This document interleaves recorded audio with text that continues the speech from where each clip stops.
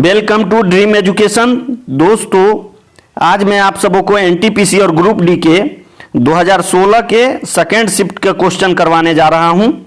और इससे पहले मैंने एक सेट करवा रखा है। यदि आपने उस वीडियो को नहीं देखा है तो जाके पूरे वीडियो को देखें। दोस्तों, उम्मीद है कि 2020 में भी इसी प्रकार के क्वेश्चन आपसे पूछे जाएंगे।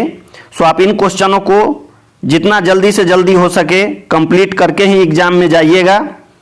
और हाँ दोस्तों, वीडियो का पीडीएफ आपको डिस्क्रिप्शन बॉक्स में मिल जाएगा। आप वहां से जाके इसको डाउनलोड कर सकते हैं और खुद से सभी प्रश्नों को एक बार बना के देख लेना है। यदि नहीं बने तो हमारे वीडियो को देखें और वहां से आप इन सभी क्वेश्चनों को सॉल्व कर सकते हैं। यदि आपको वीडियो पसंद आता है, वीडियो का कंटेंट अच्छा लगता है, तो वीडियो को लाइक, शेयर और सब्सक्राइब करिएगा और ज्यादा से ज्यादा अपने दोस्तों में शेयर करें ताकि उन लोगों तक भी यह वीडियो पहुंच सके। चलिए, टाइम को वेस्ट ना करते हुए चलते हैं आज के पहले प्रश्न की ओर। देखते हैं पहला प्रश्न कौन सा है। तो दोस्तों, जैसा कि आप सभी देख सकते हैं, आरआरबी एनटीपीसी ग्रेजुएशन लेवल का यह क्वेश्चन है और मैं इसको आज करवाने जा रहा हूं। तो आप लोग बड़े ही ध्यान से पूरे क्वेश्चन पेपर को देखिएगा। इससे आपको सॉल्व करने का तरीका भी पता चलेगा और मैं स्टेप बाय स्टेप समझाऊंगा, बड़े ही आराम से समझाऊंगा। आप इन सभी क्वेश्चन को देखते रहिएगा, ठीक है दोस्तों। चलिए चलते हैं आज के पहले प्रश्न की ओर। पहला प्रश्न है, सेल फोन संचार में उपयोग होता है तो साइकिल का किस में उपयोग होगा? तो दोस्तों, इसका सही उत्तर हो जाएगा ऑप्शन डी, साइकिल का हम लोग परिवहन में उपयोग करते हैं। ठीक है, यहां पे चलना नहीं हो सकता दोस्तों, क्योंकि चलना एक माध्यम है और सेल फोन जैसे संचार से संबंधित है वैसे ही साइकिल परिवहन से संबंधित है। तो आपको इनमें कंफ्यूज नहीं होना है। चलिए चलते हैं नेक्स्ट क्वेश्चन की ओर। दोस्तों, दूसरे नंबर क्वेश्चन में आपको कुछ गणित का ऑपरेटर दिया गया है, जैसे गुना का मतलब ए है, प्लस का मतलब आर है। तो आपको इनको अरेंज करके उत्तर बताना है। तो जैसा कि आप सभी देख सकते हैं, 24B6 E2 A9 ये दिया हुआ है। तो दोस्तों, यहां पे जैसा कि क्वेश्चन में बताया गया है कि b के जगह पे आप माइनस ले सकते हैं। तो आप रख दीजिए इसका वैल्यू, b के जगह पे माइनस रखिए। 24 माइनस 6 हो जाएगा, भागे 2 हो जाएगा और गुने 9 हो जाएगा, प्लस 17 हो जाएगा। और इसको जब आप सोल्व कीजिएगा तो इसका उत्तर हो जाएगा 14, यानी ऑप्शन ए सही है। ठीक है दोस्तों, यदि समझ ना आए तो आप लोग पिक्चर में देख सकते हैं इसको। चलिए चलते हैं आज के अगले प्रश्न की ओर। देखते हैं अगला प्रश्न कौन सा है। तीसरा प्रश्न दोस्तों रीजनिंग का है। इसमें आपको 7 छात्र दिए गए हैं। बाएं से दाएं पंक्ति में आपको अरेंज करना है। तो जैसा कि आप सभी पिक्चर में देख सकते हैं, बोला गया है पी, ओ, के और एन किसी भी अंतिम छोर पे नहीं है। तो आप इन चारों में से किसी को अंतिम में नहीं बैठा सकते हैं। ठीक है दोस्तों। दूसरा में बोला गया है जे पी की बाईं बगल में बैठा है और ओ की दाईं बगल में खड़ा है। ठीक है दोस्तों, तो आप इसको अरेंज कर सकते हैं। सबसे पहले आप ओ को ले लीजिए, उसके दाएं बगल में जे को बिठा दीजिए, उसके दाएं पी बैठ जाएगा, जैसा कि आप सभी देख सकते हैं। एम बीच में नहीं है, यानी एम या तो राइट साइड होगा या तो लेफ्ट साइड होगा लास्ट में। ठीक है दोस्तों, तो इसको अभी आप सस्पेंस के तौर पे रखिए। उसके बाद अगला पंक्ति पढ़ते हैं। तो इसमें दिया गया है के एन की दाईं तरफ और एल के बाईं तरफ में खड़ा है। तो इसको अरेंज कर सकते हैं दोस्तों। सबसे पहले के लिखिए इस साइड से और एल के बाईं तरफ खड़ा है, यानी एल को लास्ट में रख दीजिए। तो आपका बच कौन सा गया दोस्तों? एम। तो एम को इस छोर पे रख दीजिए, यानी बाएं छोर पे रख दीजिए। अब चलते हैं क्वेश्चन की ओर, देखते हैं क्वेश्चन क्या कहता है। तो जैसा कि आप सभी देख सकते हैं दोस्तों, क्वेश्चन में पूछा गया कौन पंक्ति के मध्य में है। तो यहां से आप 3 दोनों तरफ से हटा दीजिएगा तो पंक्ति के मध्य में आपका पी आ जाएगा, यानी ऑप्शन सी सही है। ठीक है दोस्तों, चलिए चलते हैं नेक्स्ट क्वेश्चन की ओर। पंक्ति की बाईं ओर से 5वें स्थान पे कौन खड़ा है? तो जैसा कि आप सभी देख सकते हैं दोस्तों, बाईं ओर सबसे लास्ट में एम है, यानी 5वें स्थान पे पूछ रहा है। तो यहां से आप गिन सकते हैं एम, ओ, जे, पी, यानी 4 हो गया और 5वें स्थान पे एन है आपका, यानी ऑप्शन सी सही हो गया। ठीक है दोस्तों, इसी प्रकार से आपको रीजनिंग के सारे प्रश्नों को सोल्व करना है। बड़े ही आसान से सोल्व होने वाले क्वेश्चन है ये। ठीक है दोस्तों, चलिए चलते हैं नेक्स्ट क्वेश्चन की ओर। फिर से उन्हीं कथन पे आपको कुछ प्रश्न दिए गए हैं दोस्तों। इस प्रकार के क्वेश्चन में आपको एक प्रश्न पे 3-4 क्वेश्चन दिए जाते हैं, इसलिए आप लोग को घबराना नहीं है। बड़े ही आराम से एक को सोल्व कीजिएगा, तीनों चारों नंबर आपके हो जाएंगे। अब यहां देख लेते हैं 5वें नंबर में है ओ के ठीक बाईं ओर कौन सा छात्र खड़ा है। तो जैसा कि आप सभी देख सकते हैं ओ के बाईं ओर एम खड़ा है, ये ऑप्शन सी सही हो जाएगा। ठीक है दोस्तों, उम्मीद करते हैं आपने तीनों प्रश्नों को अच्छे से समझा होगा। और हाँ दोस्तों, यदि आपको वीडियो पसंद आता है, वीडियो का कंटेंट अच्छा लगता है तो वीडियो को लाइक, शेयर और सब्सक्राइब करिएगा और मेरे चैनल से जुड़ जाइएगा ताकि आने वाला एक भी सेट आपसे छूट ना सके। और बेल के आइकन को दबा ले ताकि नए से नए वीडियो का अपडेट सबसे पहले आपके पास तक पहुंचे। चलिए चलते हैं आज के अगले प्रश्न की ओर, देखते हैं अगला प्रश्न कौन सा है। छठा प्रश्न है दोस्तों, बी एक काम का 50% 20 दिनों में पूरा करता है, सी बी के साथ मिलकर बाकी काम को 4 दिनों में समाप्त करता है, सी अकेला उसी काम को कितने दिन में पूरा कर लेगा। तो दोस्तों बड़े ही आसान तरीके से इसको हम सोल्व कर सकते हैं। जैसा कि आप सभी देख सकते हैं बी 50% काम करता है यानी आधा काम करता है, तो आधा काम को इसने 20 दिनों में किया, तो एक काम क्या हो जाएगा दोस्तों 1/20 और आधा काम करता है यानी 1/2 से आप इसको गुना कर दीजिए यानी 1/40 हो गया। सी का काम आपको पूछा गया है, नहीं पता है तो 1/x मान लेते हैं, एक दिन का काम सी का, और बराबर में दोनों का काम आपको दिया हुआ है यानी दोनों मिलके आधा काम को 4 दिन में करते हैं, तो 1/4 हो गया इंटू 1/2 कर दीजिए, आधा करता है तो। अब इसको आप सोल्व कर दीजिए, यहां से आपको x का वैल्यू आ जाएगा 10 यानी ऑप्शन ए सही है। ठीक है दोस्तों, जैसा कि आप सभी पिक्चर में देख सकते हैं। चलिए चलते हैं नेक्स्ट क्वेश्चन की ओर। डैश आग को बुझाता है, तो दोस्तों जैसा कि आप सभी जानते हैं इसका उत्तर हो जाएगा ऑप्शन बी, CO2 गैस से हम आग को बड़े ही आसानी से बुझा सकते हैं, क्योंकि दोस्तों आग को जलने के लिए ऑक्सीजन की जरूरत होती है और CO2 में ऑक्सीजन नहीं होता है, इसी कारण से हम CO2 का उपयोग आग बुझाने में करते हैं। ठीक है दोस्तों, और हाँ दोस्तों जैसा कि आप सभी जानते हैं रेलवे प्रत्येक वर्ष प्रीवियस ईयर क्वेश्चन को ही रिपीट करता है, यानी इन्हीं प्रश्नों में से आपको 70 से 75 क्वेश्चन देखने को मिलेंगे, बाद बाकी के 20-25 क्वेश्चन आपको करंट अफेयर से और 2-4 क्वेश्चन इधर उधर से डालेंगे, इसलिए ये सभी प्रश्न आपके आगामी एग्जाम के लिए बेहद ही महत्वपूर्ण हैं, इनको आप अच्छे से कर लीजिएगा तैयार। चलिए चलते हैं अगले प्रश्न की ओर, देखते हैं अगला प्रश्न कौन सा है। रीजनिंग का क्वेश्चन है दोस्तों, श्रृंखला में डैश के स्थान पे क्या आएगा ये आपको बताना है। तो सबसे पहले इस प्रकार के क्वेश्चन में दोस्तों हम देखेंगे कि इसको किस प्रकार से अरेंज किया गया है। तो जैसा कि आप सभी देख सकते हैं दोस्तों, बी में +5 यदि किया जाए तो 7 हो जाएगा, चूंकि ABCD में बी दूसरे स्थान पे आता है और जी 7वें स्थान पे आता है। ठीक है दोस्तों, वैसे ही डी में यदि आप +5 करते हैं तो I हो जाएगा यानी 9वें स्थान पे पहुंच जाइएगा।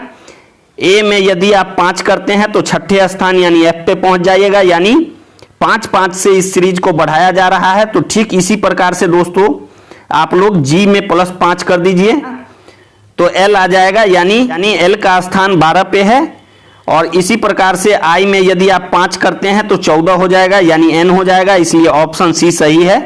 तो दोस्तों आप लोगों को पहले सीरीज को देखना है कि वह किस प्रकार से बढ़ रहा है, उसके बाद फटाक से आंसर आपको आ जाएगा।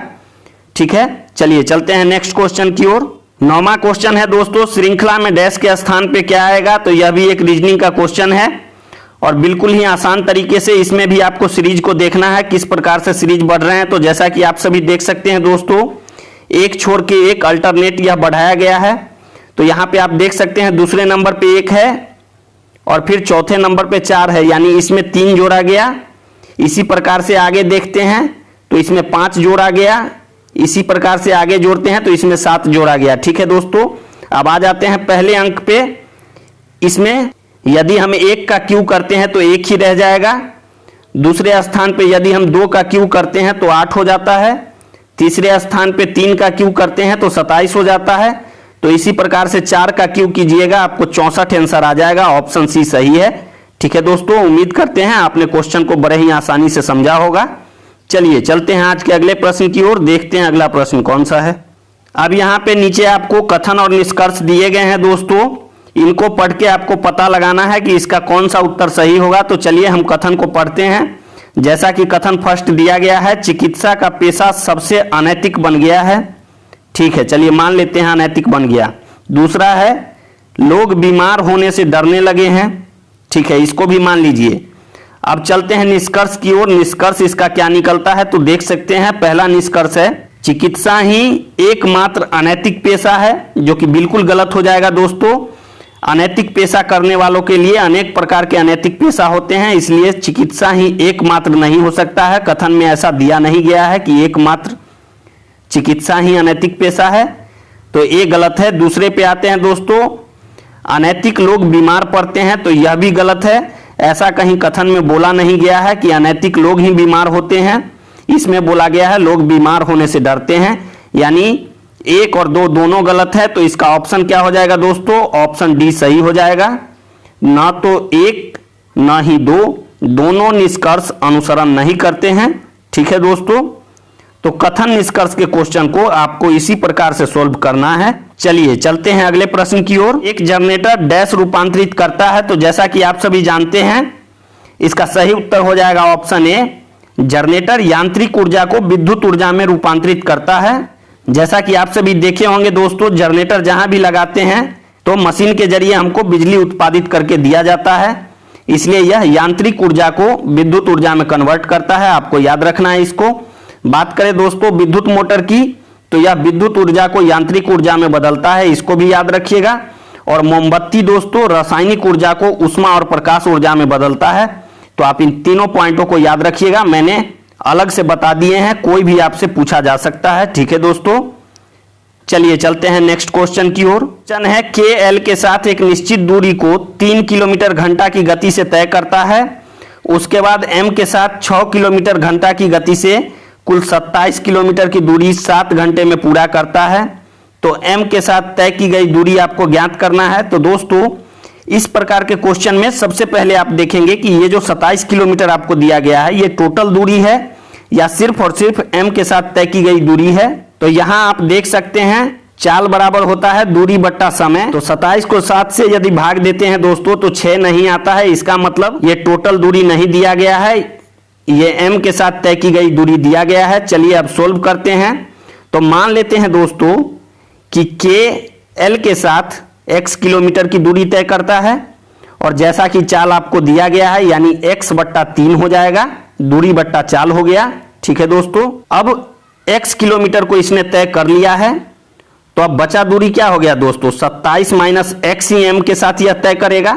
तो कर दीजिए 27 माइनस एक्स, ये बचा हुआ दूरी हो गया, और नीचे में चाल लिख देते हैं यानी 6 किलोमीटर प्रति घंटा, और बराबर टोटल समय इसको 7 घंटे लगते हैं। अब यहां से आप जैसे ही इसको काटिएगा तो आपका उत्तर निकल के आ जाएगा दोस्तों ऑप्शन बी, 12 किलोमीटर इसने एम के साथ दूरी को तय किया है, जैसा कि आप सभी पिक्चर में देख सकते हैं। उम्मीद करते हैं आपने क्वेश्चन को अच्छे से समझा है। चलिए चलते हैं अगले प्रश्न की ओर, देखते हैं अगला प्रश्न कौन सा है। 13वां क्वेश्चन है दोस्तों, एक वस्तु को 5% के हानि पर 1235 रुपए में बेचा गया, 10% के लाभ पर वस्तु का विक्रय मूल्य आपको ज्ञात करना है। तो जैसा कि आप सभी जानते हैं दोस्तों, विक्रय मूल्य बराबर होता है क्रय मूल्य इंटू लाभ या हानि प्रतिशत। तो इसमें आप रख दीजिए विक्रय मूल्य आपको दिया है 1235 बराबर क्रय मूल्य आपको नहीं पता है, और 5% के हानि पे बेचा है यानी 95/100। यहां अब आप इसको जैसे ही काटिएगा यहां से आपको क्रय मूल्य बराबर 1300 रुपये आ जाएंगे। अब अगले लाइन में बोला है दोस्तों 10% के लाभ पर वस्तु का विक्रय मूल्य ज्ञात करना है। तो जैसा कि हमने अभी बताया है विक्रय मूल्य बराबर होता है क्रय मूल्य इंटू लाभ परसेंट। तो जैसा कि आप सभी देख सकते हैं दोस्तों, यहां से हम विक्रय मूल्य निकालेंगे। क्रय मूल्य है आपका 1300 और 10% का लाभ है यानी 110/100। जैसे ही आप काटिएगा 1430 रुपये आपको आंसर आ जाएंगे। ऑप्शन सी सही है। ठीक है दोस्तों, तो इसी प्रकार से आपको फटाफट क्वेश्चन को सॉल्व करने हैं। यदि हमको बताना नहीं होता दोस्तों तो मैं इसको चुटकियों में सॉल्व कर देता। तो आपको भी इसी प्रकार से क्वेश्चन को सॉल्व करना है। चलिए चलते हैं अगले प्रश्न की ओर, देखते हैं अगला प्रश्न कौन सा है। 2015 के अंत तक भारत ने अंटार्कटिका में डैश अनुसंधान स्टेशन स्थापित किए थे। तो इसका सही उत्तर हो जाएगा दोस्तों ऑप्शन बी, 3 अनुसंधान स्टेशन स्थापित किए थे 2015 में। और हाँ दोस्तों, यह 2016 का करंट अफेयर है, इसलिए आपको पिछले साल का करंट अफेयर नहीं करना है। इस साल के पीछे के 6 महीने के जो भी करंट अफेयर हैं वो सभी पढ़ के जाने हैं। एक भी क्वेश्चन इससे बाहर आपको नहीं आने वाला है। और प्रीवियस ईयर का सेट लगाते रहें जब तक एग्जाम ना हो। चलिए चलते हैं नेक्स्ट क्वेश्चन की ओर। दोस्तों बीच बीच में रेलवे द्वारा बहुत सारे प्रश्न को कैंसिल किया गया है, जैसा कि 15 नंबर क्वेश्चन को कैंसिल कर दिया है, तो आप लोग इनको नहीं बनाइएगा। सेट डाउनलोड करके आप देख सकते हैं, जिसको हमने कैंसिल किया है उसको आपको नहीं बनाना है, क्योंकि रेलवे ने ही उस क्वेश्चन को गलत छापा था। ठीक है दोस्तों, 16 नंबर क्वेश्चन है, निम्नलिखित में से कौन सा ग्लोबल पोजिशनिंग सिस्टम यानी जीपीएस के संबंध में सत्य नहीं है? तो इसका सही उत्तर हो जाएगा दोस्तों ऑप्शन बी, यह चक्रवात की भविष्यवाणी नहीं कर सकता, बाकी यह एक अंतरिक्ष आधारित नेविगेशन प्रणाली है। बिल्कुल सही है। इसे वाहनों की आवाजाही का नक्शा तैयार करने के लिए इस्तेमाल किया जाता है, यह भी सही है। यह कार में नेविगेशन के लिए इस्तेमाल होता है, यह भी सही है, यानी ऑप्शन बी गलत है। ठीक है दोस्तों, और हाँ दोस्तों मैं आपको बता दूं कि एग्जाम में आपको इस प्रकार से 1 2 3 करके लिखा जाता है और ऑप्शन उसमें अलग अलग करके दिए जाते हैं। तो आपको यह देखना है कि बी नंबर ऑप्शन किस में है। डायरेक्ट ही 2 में टिक मार के आइएगा तो गलत हो जाएगा, जैसा कि आप सभी देख सकते हैं बी में ए दिया हुआ है, इसलिए आप इन बातों को ध्यान रखिएगा। चलिए चलते हैं नेक्स्ट क्वेश्चन की ओर। 17 नंबर क्वेश्चन को भी रेलवे द्वारा कैंसिल कर दिया गया है, तो आप इसको भी नहीं बनाइएगा। आ जाते हैं 18 नंबर पे। तो 18 में है वाई आर की माँ की सास की इकलौती बेटी है। तो जैसा कि हमने पहले भी बताया है, इस प्रकार के क्वेश्चन को आप डायग्राम से बना सकते हैं। सबसे पहले आप आर लिखिए, आर के ऊपर इसकी माँ हो गई। ठीक है दोस्तों, जैसा कि आप सभी पिक्चर में भी देख सकते हैं। अब यहां से एक लाइन आपका पूरा हुआ, वाई आर की माँ की सास की इकलौती बेटी है, तो माँ के उसके सास को ऊपर लिखेंगे। ठीक है दोस्तों, और उसकी इकलौती बेटी आर हो गई, तो एक लाइन क्लियर हो गया। चलते हैं दूसरे लाइन पे। और क्यू की पत्नी है, तो इसके सामने में क्यू लिख देंगे दोस्तों। अब वाई जो है क्यू की पत्नी हो गई। अब पूछा जा रहा है क्यू और आर का क्या संबंध है, तो जैसा कि देख सकते हैं क्यू आर का अंकल लगते हैं। ठीक है दोस्तों, इसलिए आपका ऑप्शन ए सही हो जाएगा। और हाँ दोस्तों, जिस भी प्रश्न को आपको समझ ना आए आप हमें कमेंट बॉक्स में बता सकते हैं, मैं दोबारा उस क्वेश्चन को समझाने की कोशिश करूंगा। चलिए चलते हैं नेक्स्ट क्वेश्चन की ओर। लोसुंग त्योहार कहां का लोकप्रिय त्योहार है? तो इसका सही उत्तर होगा दोस्तों ऑप्शन बी, सिक्किम का बहुत ही लोकप्रिय त्योहार है लोसुंग त्योहार। तो इस प्रकार से आप लोग इस क्वेश्चन को कर सकते हैं। और हाँ दोस्तों, यदि त्योहार के रिलेटेड आपको वीडियो चाहिए तो आप हमको कमेंट कर सकते हैं, मैं इस पे भी सभी राज्यों के प्रमुख त्योहार, प्रमुख नृत्य, इन सभी पे आपको वीडियो में बना के दे दूंगा। एग्जाम से पहले आपको इस पॉइंट को भी करके ही जाना है। ठीक है दोस्तों, चलिए चलते हैं नेक्स्ट क्वेश्चन की ओर। अब यहाँ पे दोस्तों आपको दिया गया है 525 प्लस 252 का स्क्वायर माइनस 525 माइनस 252 का स्क्वायर, और भागा में 525 इंटू 252 करना है। तो इसको सोल्व करना है दोस्तों। यदि आप इसको बेसिक तरीके से सोल्व कीजिएगा तो बहुत ज्यादा टाइम लग जाएगा, इसलिए आपको यहाँ सोचना है कौन सा फॉर्मूला अप्लाई किया गया है। तो जैसा कि आप सभी देख सकते हैं, पहले नंबर पे ए स्क्वायर माइनस बी स्क्वायर लगाया गया है और बट्टा में ए इंटू बी किया गया है। अब आप यहाँ पे उसी प्रकार से इसको बिठाइएगा। तो ए वाले टर्म को यदि आप जोड़ते हैं तो 777 हो जाएगा, उसका स्क्वायर कर दीजिए। और बी वाले को यदि आप घटाइएगा तो 273 हो जाएगा, उसका स्क्वायर कर दीजिए। और नीचे में आपको 525 इंटू 252 हो गए। जैसे ही काटिएगा 4 आंसर आपको निकल के आ जाएंगे। ठीक है दोस्तों, इसलिए ऑप्शन बी सही है। उम्मीद करते हैं आपने क्वेश्चन को समझा है। चलिए चलते हैं नेक्स्ट क्वेश्चन की ओर। अब यहाँ पे आपको दोस्तों विषम को चुनना है। तो जैसा कि देख सकते हैं 4 ऑप्शन आपको दिया गया है। पहला है साइलेंट वैली, दूसरा है सिलिकॉन वैली, तीसरा है इंडस वैली और चौथा है दामोदर वैली। तो दोस्तों जैसा कि आप सभी देख सकते हैं, बी को छोड़कर बाकी सभी अपने इंडिया के हैं और बी अमेरिका के हैं। यानी साइलेंट वैली उत्तर में नीलगिरी की पहाड़ी, दक्षिण में फैला मैदान को कहते हैं। ये अपनी जैव विविधता के लिए प्रसिद्ध है, तो ये इंडिया में है। ठीक है दोस्तों, बात करें तीसरे की इंडस वैली, तो ये सिंधु घाटी सभ्यता की एक प्राचीन सभ्यता थी जो आजकल उत्तर पश्चिम भारत में स्थित है। ठीक है दोस्तों, और यह सिंधु नदी का मैदानी भाग है, तो ये भी अपने भारत में ही है। और बात करें लास्ट दामोदर वैली की, तो यह भारत की एक बहुउद्देशीय परियोजना है जो कि वेस्ट बंगाल में है, इसलिए ऑप्शन बी सही है। सिलिकॉन वैली दोस्तों संयुक्त राज्य अमेरिका के उत्तरी कैलिफोर्निया के सैन फ्रांसिस्को खाड़ी क्षेत्र का दक्षिण भाग है। पहले यहाँ पे सिलिकॉन की चिप बनाई जाती थी, इसलिए इसको सिलिकॉन वैली के नाम से जाना जाता है। ऑप्शन बी सही हो जाएगा। चलिए चलते हैं नेक्स्ट क्वेश्चन की ओर। है प्रधानमंत्री ने 7वां दक्षिण एशियाई खेलों का उद्घाटन 5 फरवरी 2016 को कहां किया था? तो ये उस समय का करंट अफेयर का क्वेश्चन है दोस्तों। इसका सही उत्तर हो जाएगा ऑप्शन बी, गुवाहाटी में 2016 में दक्षिण एशियाई खेलों का उद्घाटन प्रधानमंत्री ने किया था। यदि आप लोगों ने देखा होगा तो आपको याद होगा। और हाँ दोस्तों, पिछले करंट अफेयर से आपको कोई लेना देना नहीं है, आपको अभी के करंट अफेयर करके जाने हैं, एक भी क्वेश्चन आपको छूटेंगे नहीं। चलिए चलते हैं नेक्स्ट क्वेश्चन की ओर। बायोगैस का प्रमुख हिस्सा क्या होता है? इसका सही उत्तर हो जाएगा दोस्तों ऑप्शन सी, बायोगैस में मीथेन लगभग 55 से 65% के बीच में होता है और कार्बन डाइऑक्साइड 35 से 40% के बीच में होता है। ठीक है दोस्तों, तो आप इसको याद रखना है, कभी कभी आपको परसेंटेज भी पूछ लिया जाएगा। बात करें दोस्तों मीथेन की, तो यह एक स्वच्छ प्रदूषण रहित गैसीय ईंधन है।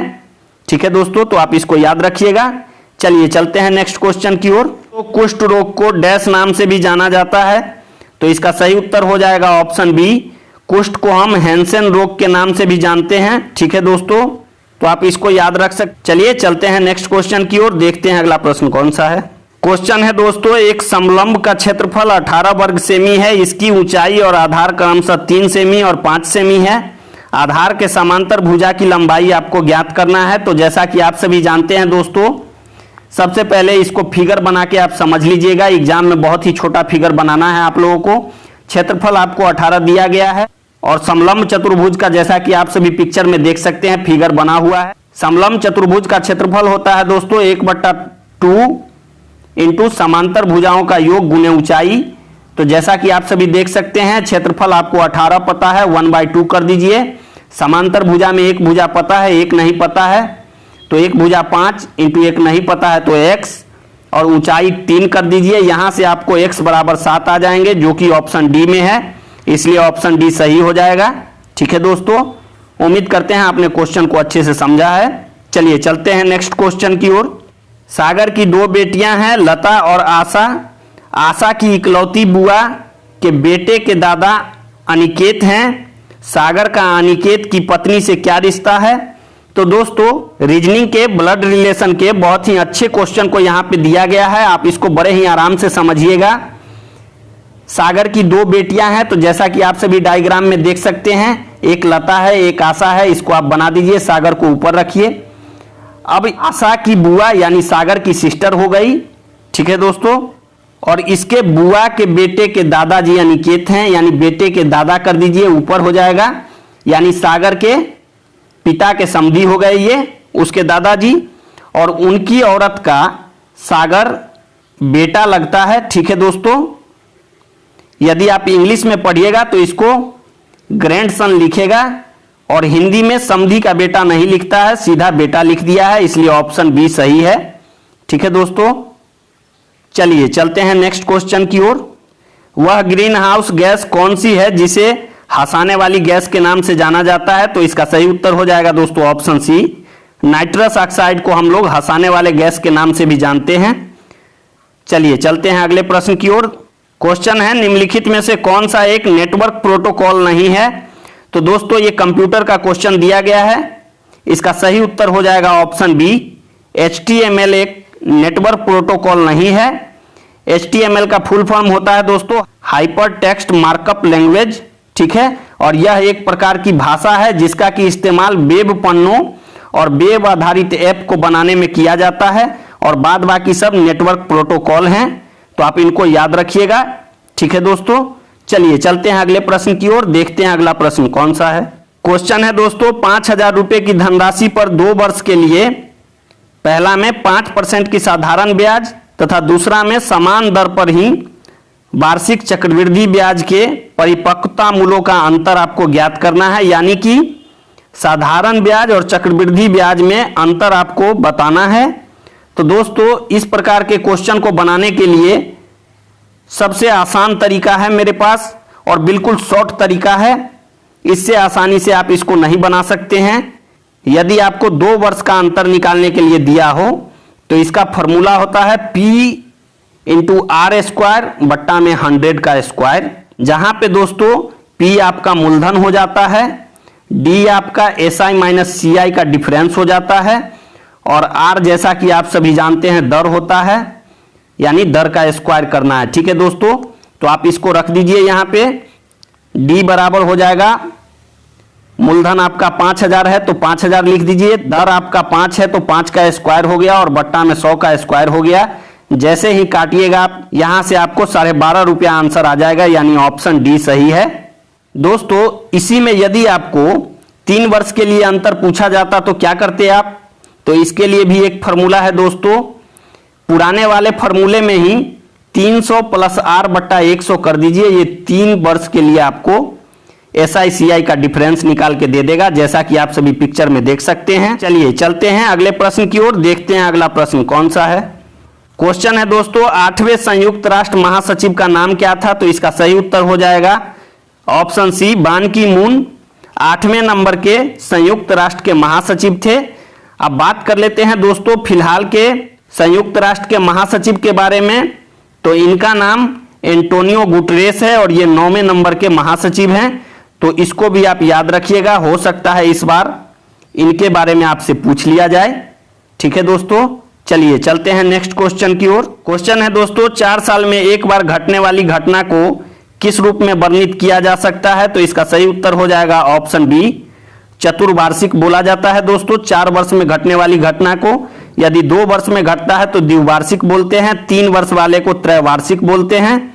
तो बहुत ही आसान क्वेश्चन था ये। चलिए चलते हैं नेक्स्ट क्वेश्चन की ओर। एक सार्थक शब्द बनाने के लिए अव्यवस्थित शब्दों को पुनः व्यवस्थित करें और फिर पता लगाएं कि उनमें से कौन सा शब्द शेष से भिन्न है। तो जैसा कि आप सभी देख सकते हैं ऑप्शन ए में है दोस्तों, इसको आप यदि अरेंज कीजिएगा तो यह बीनस हो जाएगा, यानी बीनस का मतलब होता है शुक्र ग्रह। दूसरे वाले का पता नहीं चल रहा है दोस्तों क्या अरेंज किया जाए, तो इसको आप छोड़ के तीसरे वाले पे आइए। तीसरे वाले को यदि अरेंज कीजिएगा तो इसका हो जाएगा मार्स यानी मंगल ग्रह, और चौथे वाले को अरेंज कीजिएगा दोस्तों तो इसको अरेंज करने के बाद आपको जुपिटर मिल जाएगा, यानी इसका होता है बृहस्पति। यानी 1, 3 और 4 तीनों को अरेंज करने पे आपको एक सार्थक शब्द बन रहा है। बी वाले को अरेंज करने पे कोई भी सार्थक शब्द नहीं बनता है, यानी ऑप्शन बी सही हो गया। ठीक है दोस्तों, तो इसी प्रकार से इस प्रकार के क्वेश्चन को आपको सॉल्व करना है। चलिए चलते हैं नेक्स्ट क्वेश्चन की ओर। क्वेश्चन है दोस्तों, निम्नलिखित में से कौन सा एक एंटीवायरस है, तो इसका सही उत्तर हो जाएगा दोस्तों option D, doctor web computer का एक एंटीवायरस होता है। यह आदमी वाला एंटीवायरस नहीं है, इसलिए आपको कंफ्यूज नहीं होना है। रेलवे आपको इसी प्रकार से कंफ्यूज करने की कोशिश करेगा, तो बिल्कुल कंसेप्ट से चलना है, आपको कंफ्यूज नहीं होना है। इसका सही उत्तर हो गया ऑप्शन डी। चलिए चलते हैं नेक्स्ट क्वेश्चन की ओर। दोस्तों सिंप्लीफिकेशन का क्वेश्चन है, 9876 को जोड़ना है 34.567 और इसमें से क्या घटा लें कि बराबर आपका 9908.221 आ जाएगा। तो जैसा कि आप सभी देख सकते हैं दोस्तों, शुरू वाले दोनों टर्म को आप जोड़ दीजिए और लास्ट वाले में से घटाइएगा, तो इसका आंसर आपको पता चल जाएगा कि क्या घटाया जाए कि सही आंसर आ जाएगा। इसका सही उत्तर आपको मिल जाएगा 2.346, यानी ऑप्शन डी सही है। ठीक है दोस्तों, चलिए चलते हैं नेक्स्ट क्वेश्चन की ओर।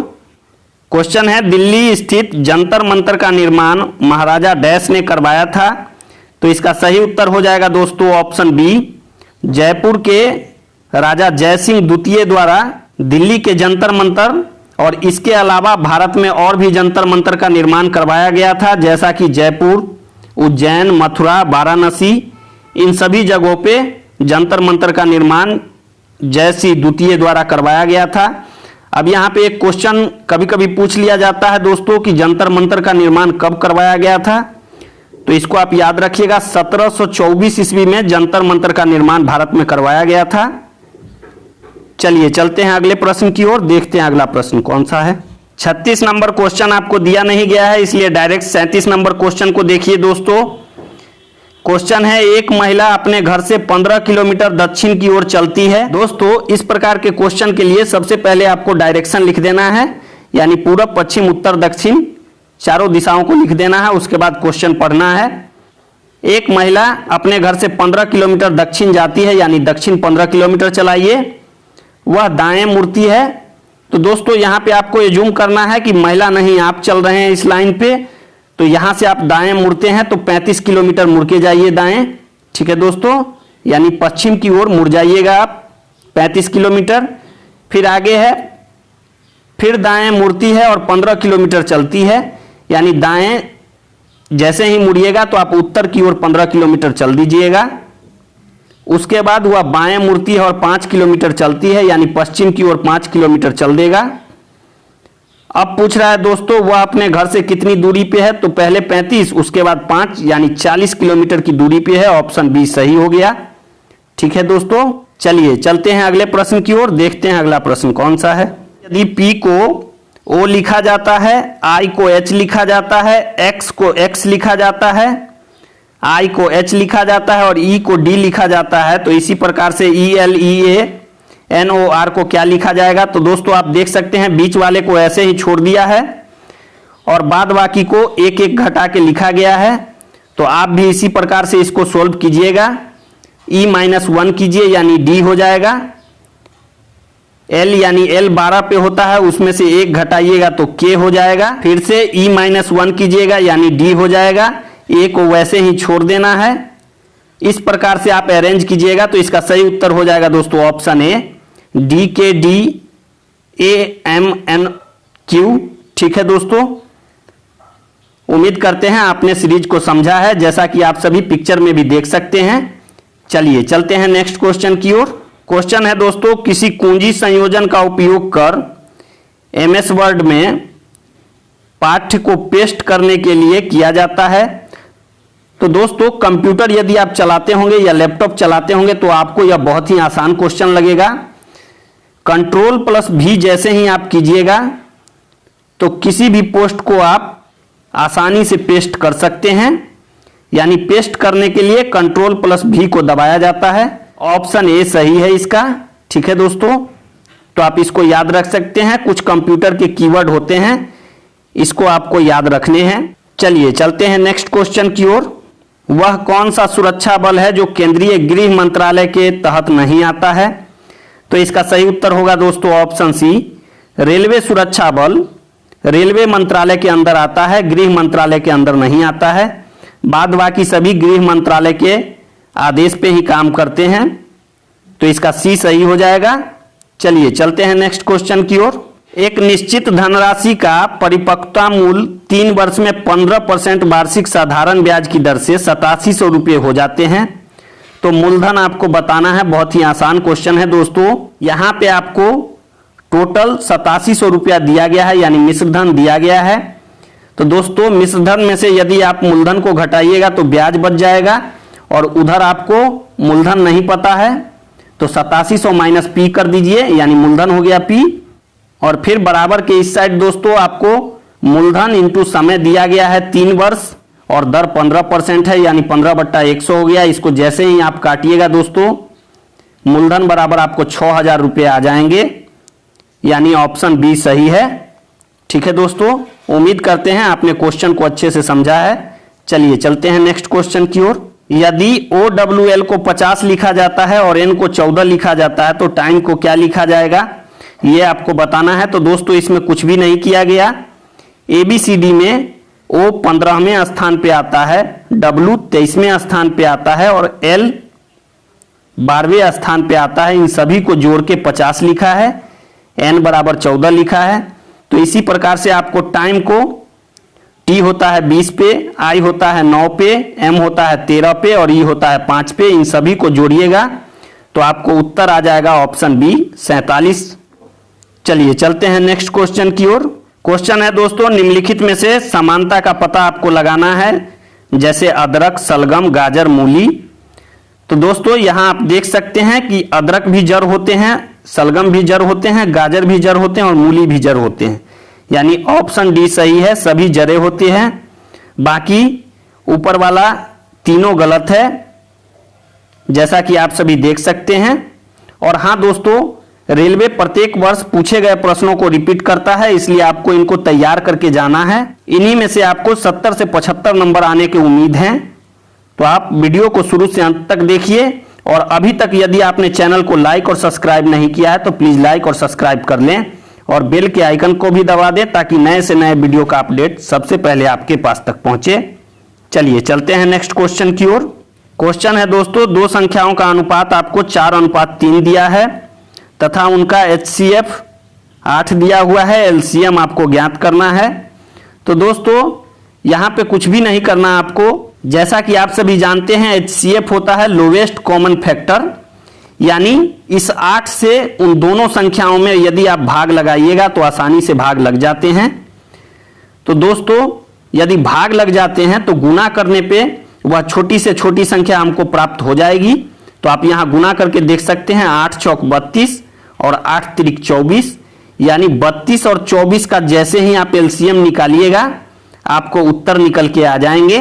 जैसा कि आप सभी देख सकते हैं, इसको हम LCM निकालते हैं तो इसका उत्तर आ जाता है 96, यानी ऑप्शन बी सही है। ठीक है दोस्तों, चलिए चलते हैं नेक्स्ट क्वेश्चन की ओर। एक वस्तु को 15% के लाभ पर 920 रुपए में बेचा गया तथा 20% के लाभ पर वस्तु का विक्रय मूल्य आपको ज्ञात करना है। तो दोस्तों जैसा कि आप सभी जानते हैं विक्रय मूल्य बराबर होता है क्रय मूल्य इंटू लाभ या हानि %। तो यहां पे आपको विक्रय मूल्य 920 रुपया दिया गया है, क्रय मूल्य नहीं पता है तो x लिख लीजिए। 15% के लाभ यानी 115/100 हो गया। यहां से जैसे ही आप काटिएगा इसको तो क्रय मूल्य आपको 800 रुपये आ गए। ठीक है दोस्तों, अब यहां से 20% के लाभ पर विक्रय मूल्य ज्ञात करना है। क्रय मूल्य आपको पता है तो कर दीजिए। जैसे ही 800 इंटू 120/100 कीजिएगा, चूंकि 20% का लाभ है तो आपका उत्तर आ जाएगा 960, यानी ऑप्शन सी सही है। ठीक है दोस्तों, उम्मीद करते हैं आपने क्वेश्चन को अच्छे से समझा है। चलिए चलते हैं अगले प्रश्न की ओर। क्वेश्चन है दोस्तों, उस देश का नाम बताएं जिसकी मुद्रा का नाम रुपया नहीं है। तो बड़े ही आसान क्वेश्चन को पूछा गया है, यह बस आपको याद करके बताना है। तो दोस्तों जैसा कि आप सभी जानते हैं नेपाल की मुद्रा रुपया होती है, पाकिस्तान की भी पाकिस्तानी रुपया है और श्रीलंका की भी श्रीलंकाई रुपया है। तो ऑप्शन डी इसका सही हो जाएगा। म्यांमार का रुपया नहीं होता है दोस्तों, इसका क्यात होता है। ठीक है, तो आप इसको याद रखिएगा, म्यांमार की मुद्रा क्यात है। चलिए चलते हैं नेक्स्ट क्वेश्चन की ओर। दोस्तों निम्नलिखित में से कौन बाकी 3 से अलग हैं? तो इसका सही उत्तर हो जाएगा दोस्तों ऑप्शन बी, मसूर की दाल अलग है, बाकी पालक, धनिया और सलाद का पत्ता ये तीनों पेड़ हैं और मसूर की दाल उस पेड़ के उत्पाद हैं, इसलिए ऑप्शन बी सही है। ठीक है दोस्तों, चलिए चलते हैं अगले प्रश्न की ओर, देखते हैं अगला प्रश्न कौन सा है। 1929 के सविनय अवज्ञा आंदोलन का उद्देश्य क्या था? तो इसका सही उत्तर हो जाएगा ऑप्शन ए, ब्रिटिश सरकार के आदेशों का संपूर्ण अवज्ञा करना था, इसलिए इसका नाम सविनय अवज्ञा आंदोलन पड़ा था। और इस आंदोलन की शुरुआत महात्मा गांधी ने किया था, तो आप इसको भी याद रखिएगा। ठीक है दोस्तों, चलिए चलते हैं अगले प्रश्न की ओर, देखते हैं अगला प्रश्न कौन सा है। भारतीय मुद्रा नोटों के अग्रभाग पर दिखाई देने वाला भारतीय रिजर्व बैंक यानी रिजर्व बैंक ऑफ इंडिया के किस तकनीक का प्रयोग किया जाता है? यानी अग्रभाग पे जो फोटो होता है उसको छापने के लिए किस तकनीक का प्रयोग किया जाता है? तो इसका सही उत्तर हो जाएगा दोस्तों ऑप्शन ए, इटागिलो प्रिंटिंग इसका नाम है, इसलिए इसको आप याद रख सकते हैं। ऑप्शन ए सही है। चलिए चलते हैं नेक्स्ट क्वेश्चन की ओर। लट्टू को घुमाना किसका एक उदाहरण है? तो इसका सही उत्तर हो जाएगा दोस्तों ऑप्शन ए, केंद्राभिमुखी बल इसको बोलते हैं, यानी सेंट्रीपिटल फोर्स इसको बोलते हैं। सेंट्रीफ्यूगल फोर्स में दोस्तों बाहर की ओर बल लगता है और सेंट्रीपिटल में अंदर की ओर लगता है, और जैसे ही आप लट्टू को घुमाइएगा तो अंदर की ओर खींचना पड़ता है आपको, इसलिए इसका ऑप्शन ए सही है। ठीक है दोस्तों, आप इसको याद रख सकते हैं। तो दोस्तों आज के लिए इतना ही, इसका बाकी का आधा सेट आपको कल अगले सेट में मिल जाएगा, आप उसको देखना नहीं भूलिएगा, तभी आपको 100 प्रश्न अच्छे से समझ आएंगे। चलिए आज के लिए इतना ही, थैंक्स फॉर वॉचिंग।